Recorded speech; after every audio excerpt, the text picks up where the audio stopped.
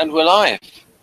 So yeah, Jeff's, of course, he's watching these homicides again. And what's your experience of seeing them again, Jeff?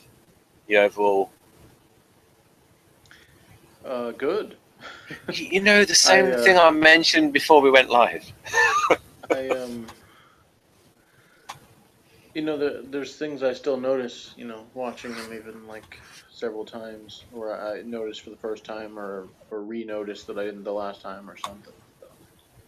So, and I don't remember just by the titles, some of them, and what happens like that. When I saw the title of this one, I didn't off the top of my head remember exactly what was taking place in this episode. So, yeah, there was a lot of good stuff. Yeah, the episodes are definitely packed. A lot of yeah, I'm looking for character moments. Yes. Now, so this is And the Rocket's Dead Glare. Oh yeah, I forgot to say the title. You want me to read the summary thing for it? Yep. Yeah. If you do the summary and then all the background information, and then I'll mention a few lines and some bits. They're my notes there. Okay.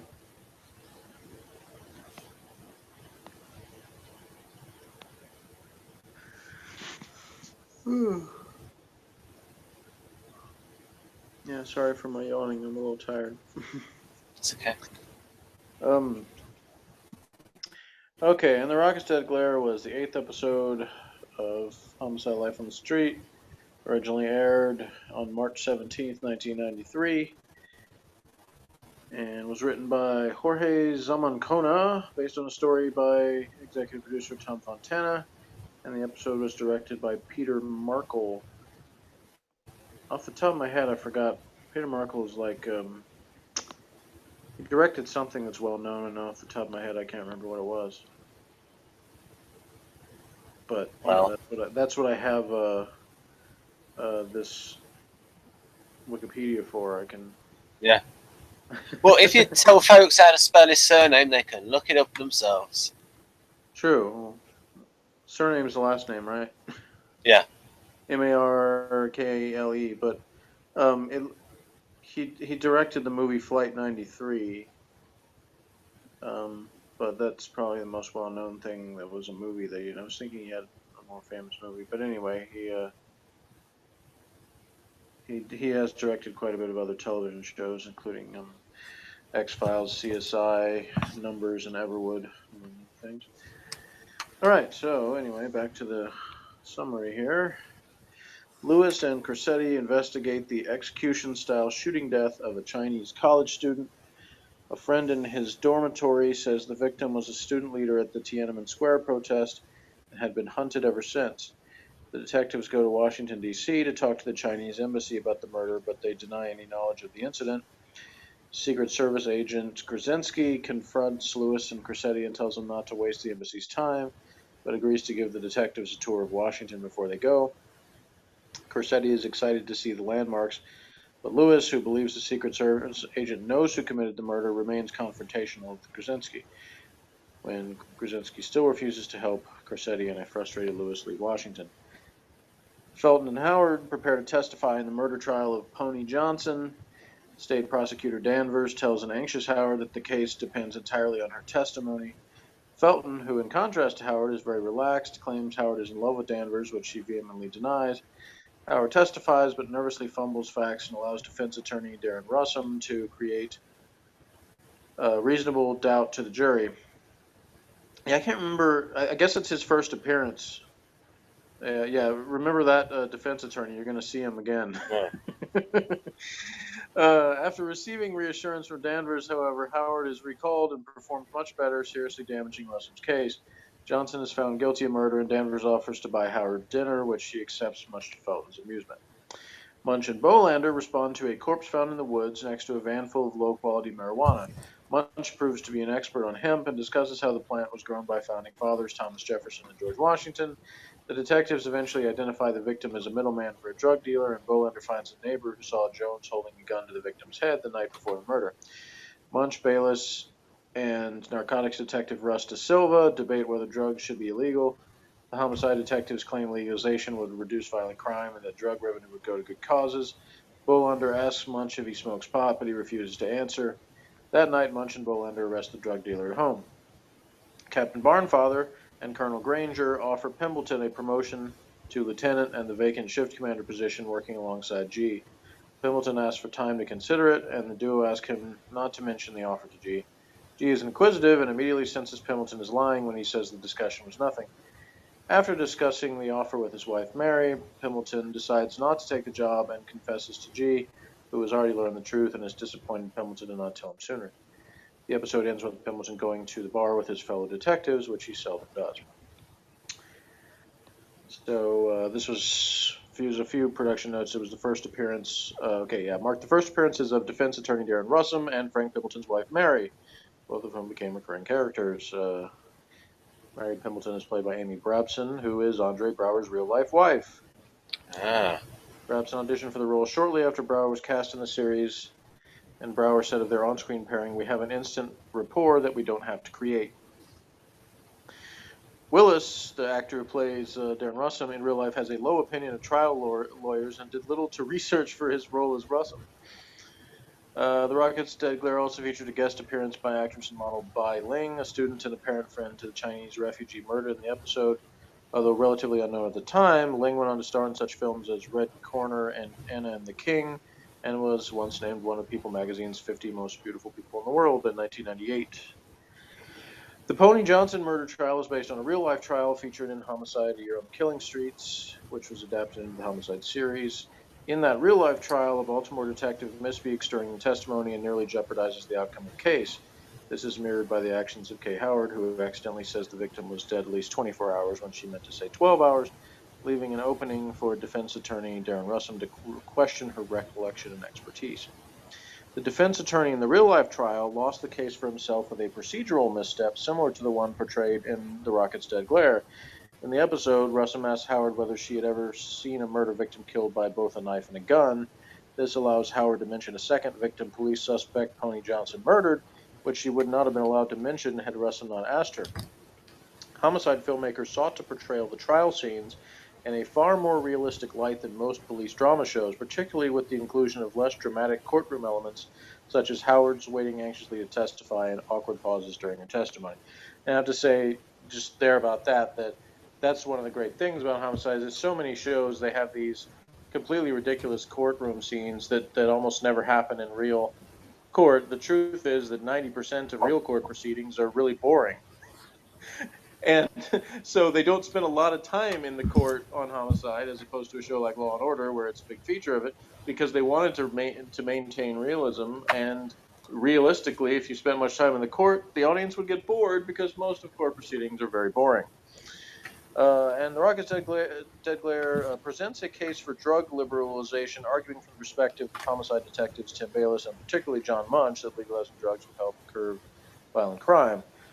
Munch's pro-drug liberalization comments in the episode were inspired by actor Richard Belzer's real-life personal history with drug abuse and drug dealing, which would go on to inspire further development of Munch's druggy and hippie past in future episodes. An arrangement by Frédéric Chopin's Fantasy Impromptu in C minor, conducted by Lewis Natural, appears in, as does the song Rhythm Blues by Benjamin Anton. Goes to say ratings have gradually declined since the series first premiered. In response, NBC announced to fans that a decision about whether Homicide would be renewed or canceled would depend on how the last 4 episodes of the season fared in the ratings. The episode was watched by 6.61 million households, according to Nielsen Media Research. It was down from the previous week. Ranked 78th for the week. Blake's 7 got 10 million. Yeah. At the time, in the first season, it was still being showed. Homicide was still being shown on Wednesday, and it was opposite Home Improvement, which was the number one show, and had 22.3 million viewers that same week. So yeah, I watched Home Improvement also. So I can't even remember, I find him funny, Tim. I like Tim Allen. I like Tim Allen, and he can actually act as well. Yeah, and speaking of realism, that was one of the best things about Home Improvement is that they had some of the most realistic sitcom kids ever. They didn't sound like the typical sitcom kids, which come in the room, say their one-liner, and leave. They actually acted like real kids. And also, it was more balanced in terms of politics. They actually had someone show. I know he's done that more lately. Show more the conservative side. That might be a newer sitcom, though. Yeah. They presented kind of different sides of things too. When they were debating the stuff about drugs, because they had several different points of view being presented in that, and even partners sort of against each other in Bolander and Munch, and Bolander being the much more conservative one when it came to drugs, and Munch being the hippie one. The best way to something weird happened when the guy from the Secret Service said something like, "We have a reciprocal relationship with," and then he said Republic of China.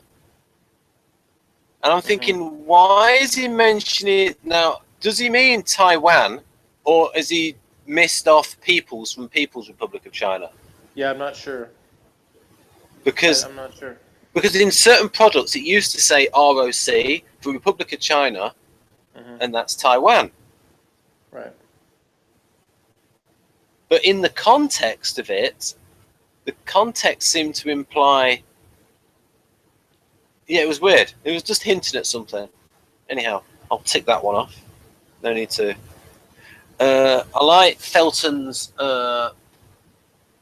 old school. What is his old school video recording device? I like watching. I like seeing these little things that date it, and that. Right then. I'll show you some grabs. There weren't that many grabs in this episode. H-lots. Hey? Oh, I've got to put them in. Right, that's it. Oh yeah, so I like the bit at the beginning where Munch was talking about hemp. I actually usually get that nice editing, like just a bit when you said, "Would you get back in the car, please?" The editing outside the Chinese restaurants.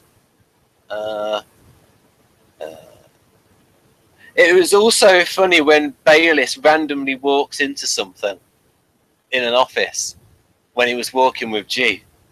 Do you remember that? Yeah, nice scene about legalizing drugs. Munch, we don't get a whole lot of street killings over a Marlboro Light. It happens, but it's very rare. That's almost word for word what I've said when I talk about how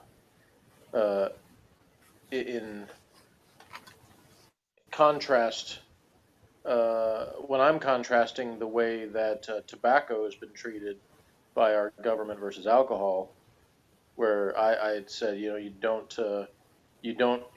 almost never hear of a car accident where somebody died because somebody was smoking, so they lost control of the car, or they were trying to light a cigarette or something. So I'd say every once in a while maybe something like that happens, but compared to the deaths caused by alcohol abuse, it's not even close.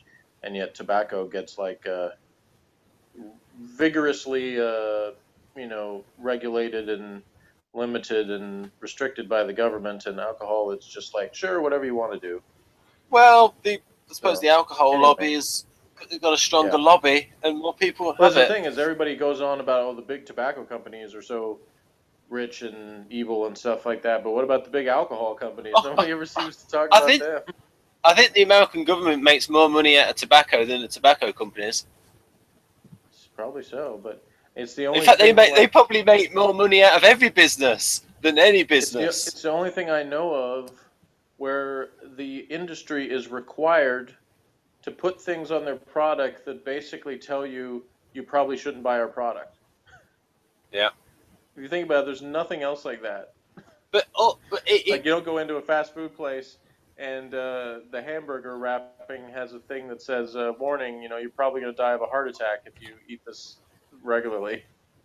But you see, But anyway, that's a whole separate tangent. Yep. But on this episode, I would say I think there were several good establishing character moments in this, and Felton is he really carries the torch for the artisan cause in this episode, because he gets to he gets to have great lines, like, Howard asking him why did he lie to Danvers about the medical examiner being there, and he says, because I can. Yeah. So yeah, he's definitely playing up his little troublemaking side in this episode, as he's ribbing Howard about stuff and in general not taking anything too seriously. So, talking about nicotine. Now, this is a dictionary from the 1920s, and they knew nicotine was bad then. Okay, good. So right, anyway.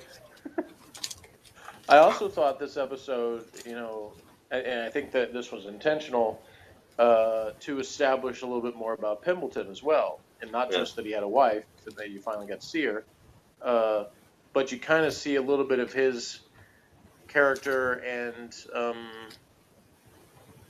his preferences and kind of his viewpoint of things. Yeah, he's a little more well-behaved when he's with his wife.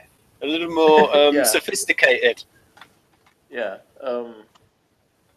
But yeah, it was definitely kind of one of those turning point episodes, because obviously he's offered a promotion and he's turning it down because, he looks at it and he basically assesses he's flattered to get the offer, but then when he thinks about it, he knows, his boss is already doing that job, and he looks at him and says, I don't want to be the guy behind the desk, trying to do all this hassle and stuff like that. It'd be nice to have more money, but that's not what my passion is. He's somebody who's got an opportunity. Like he enjoys, the being in the box, especially is like the thing that he looks forward to, because that's his opportunity to really like have this kind of domain that he can perform in. And thinking about doing G's job, he's like, he refers to him as the kindergarten teacher for Felton, and he starts listing people, and G says you, and he says, yeah, me too. So that's another great scene. And then at the end where he goes and joins him at the bar, so there's that little kind of like he sort of is reinforcing kind of his role. He's finding his niche or his place in the squad room, or whatever you want to say, with the other detectives. Like, there's a certain camaraderie there. He doesn't want to lose that, so sort of reinforces it. Yeah, another scene with G reminiscing about something. He does that a lot. So in the conversation with Pembleton, he talks about how there used to be a ballroom there. That's not because it's an SJ, it's just that's because he's old. That's it. Well, it's a combination of both. Yeah. It's that simple.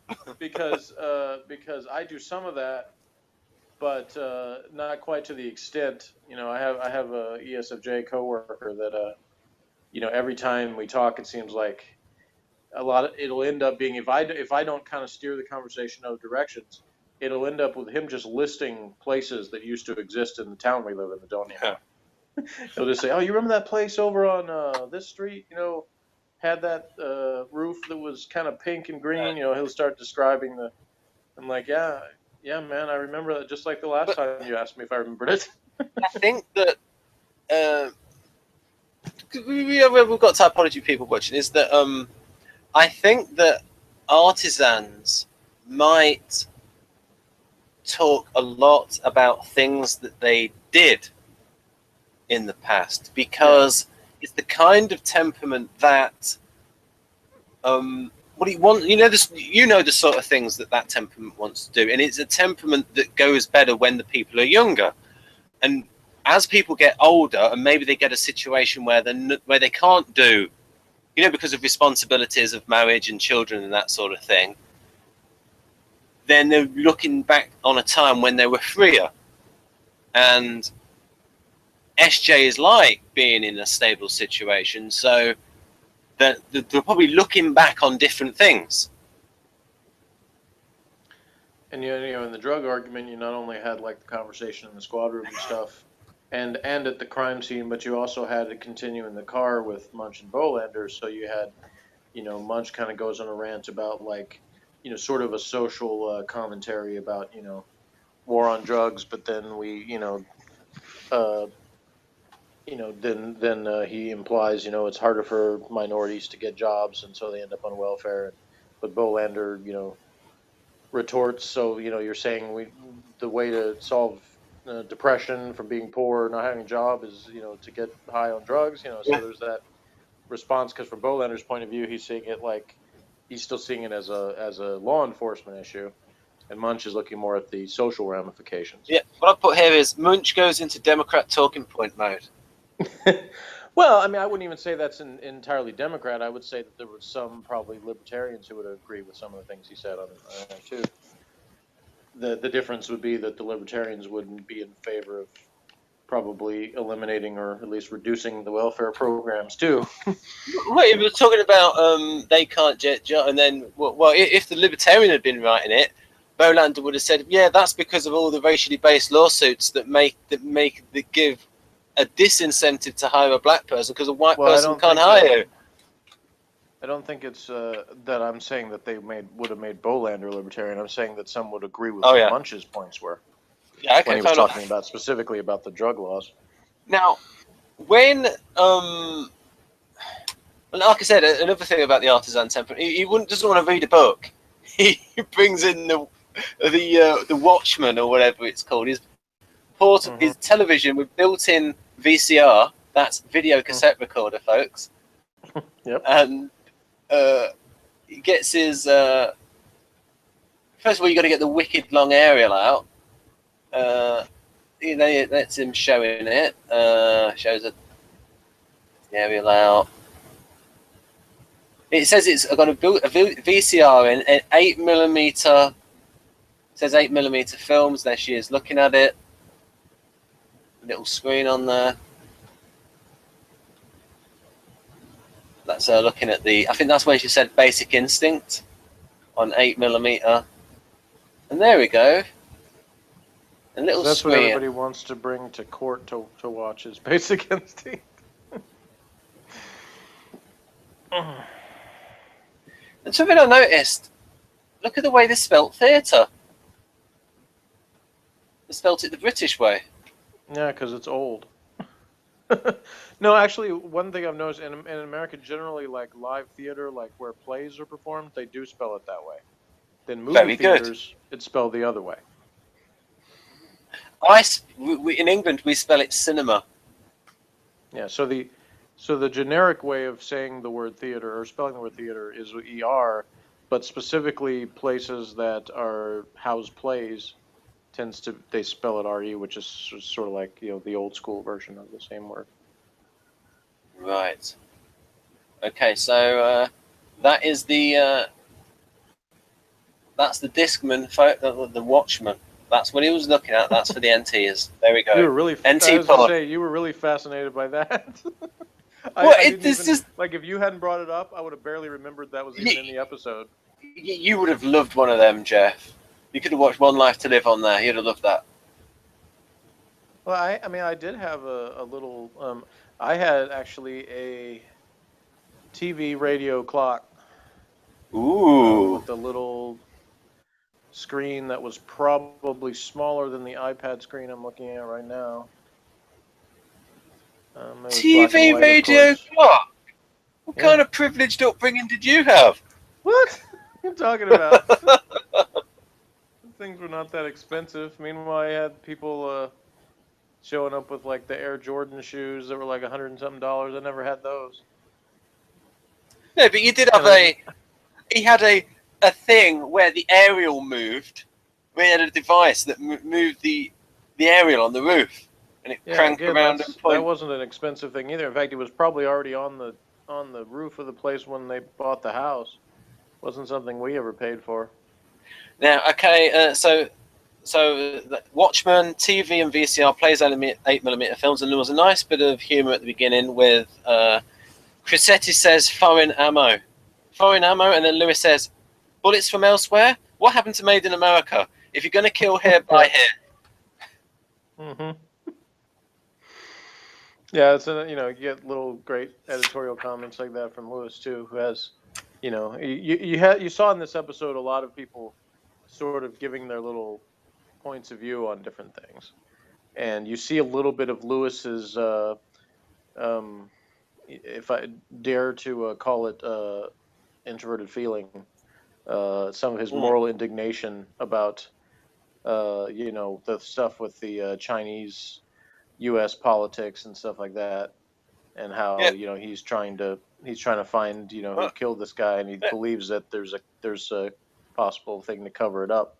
And meanwhile, his partner, who's usually the one that's all over the conspiracies, this is again another reason why I think he's in T, because he doesn't care about the actual current conspiracy going on that much. He keeps talking about Lincoln because he's so obsessed with that aspect of it that he's not even really realizing that he's like, there's a possible real conspiracy going on right in front of you, but he's trapped in his ideas about the Lincoln assassination and not really paying that much attention to what's going on in the current situation, whereas Lewis is focused on that.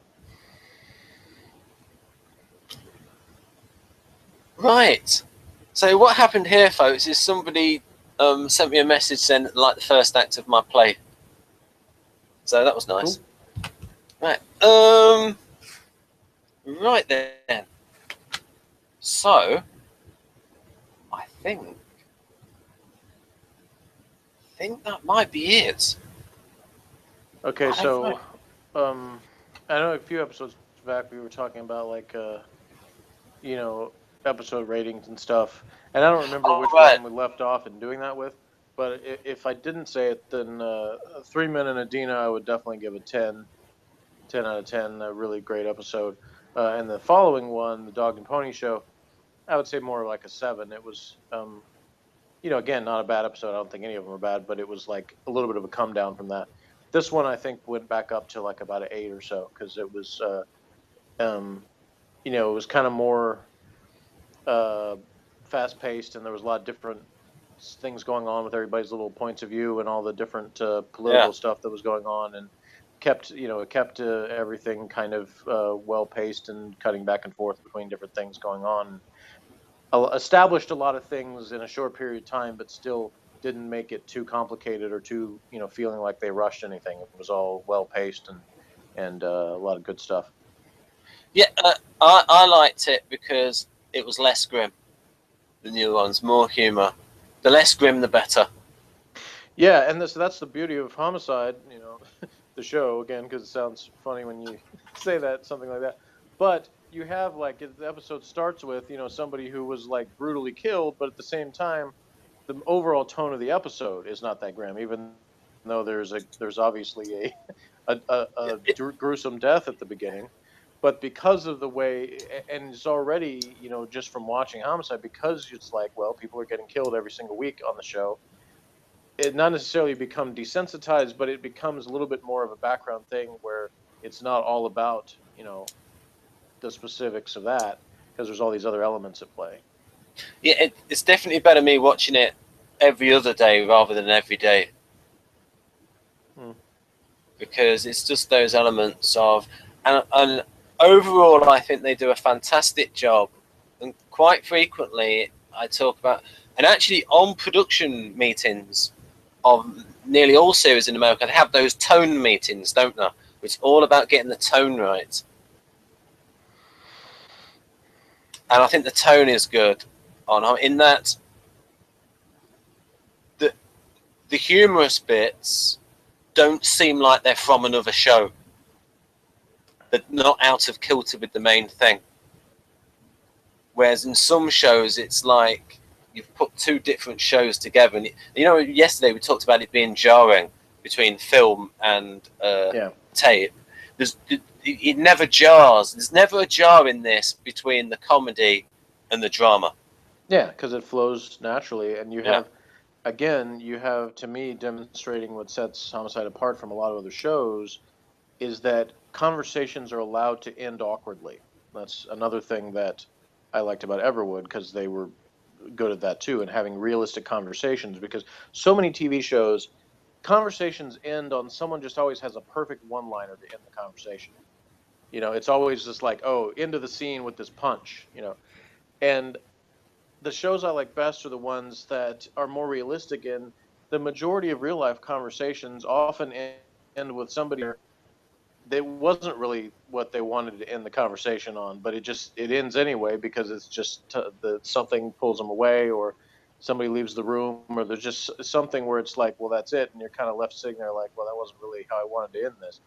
And there's a instance of that in this episode, because the conversation on the rooftop with Pembleton and G, when Pembleton apologizes to G for lying to him, and he says, "I'm sorry I lied to you earlier," and G's response is, "Yeah, I am too." And then he starts to walk away, but he's giving Pembleton this look the whole time, where it's like kind of a combination look, like he's got sort of a smirk on his face, but at the same time he's sort of doing a stare at him thing.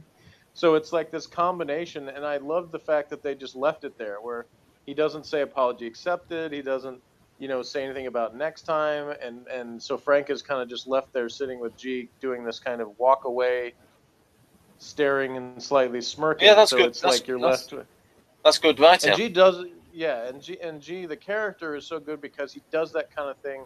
He's always got this kind of other angle where he likes to keep people on their toes and not necessarily have everybody always completely satisfied, because he believes it leads to sharper detectives working for him if he doesn't make everything always nice and neat in terms of the way his relationships with the detectives are.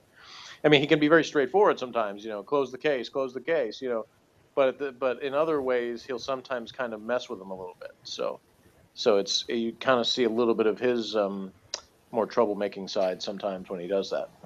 Was there some improvisation with Kay Howard getting a coat cut? Do you think that was part of the script, or was that just improvisation? I don't know. Yeah, and again, it flows so naturally that it could have been either one, and there's no way to know without knowing the background. It very well could have been something that just happened and they kept going with it. They might have even done another take, but decided that one worked better. You never know. And some directors will be like, "Oh yeah, that wasn't in the script, but that worked perfectly, so let's keep it." So yeah, I wouldn't be surprised either way. It might have been an improv, it might have been in the script. I don't know. Well, that's good. That shows. Yeah. That is about it, folks, and we've got through that pretty All right. quick. So next time in our Homicide series, we have Smoke Gets in Your Eyes. And since Ben has talked about how he likes the humor on the show, I think he will enjoy that one. Not that it's an entirely humorous episode, but there's some definite funny scenes in it. I'll just leave it at that. That's good. Right, and okay. So and now Jeff likes because I've been told I'd like to have a clear ending. And bye for me. Thanks for watching.